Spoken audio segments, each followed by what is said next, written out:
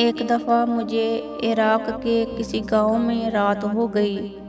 میں ایک مسجد میں گیا، لیکن چوکیدار نے مجھے وہاں سے نکال دیا۔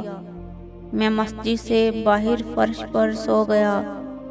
چوکیدار نے مجھے پاؤں سے پکڑا اور گھسیٹ کر مسجد سے دور کر دیا۔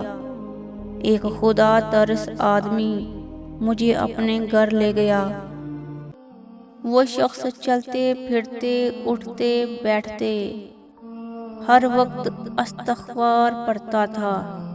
صبح ہوئی تو میں نے اس شخص سے پوچھا کہ کیا آپ کو استغفار پڑھنے کا کوئی فائدہ بھی ہوا؟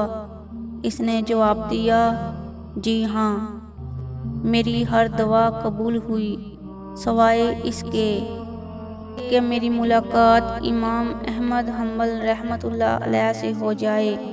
میں نے کہا، میں ہی احمد بن حنبل رحمۃ اللہ علیہ ہوں، اور تم دیکھو کہ مجھے کیسے گھسیٹ کر تمہارے پاس لایا گیا ہے۔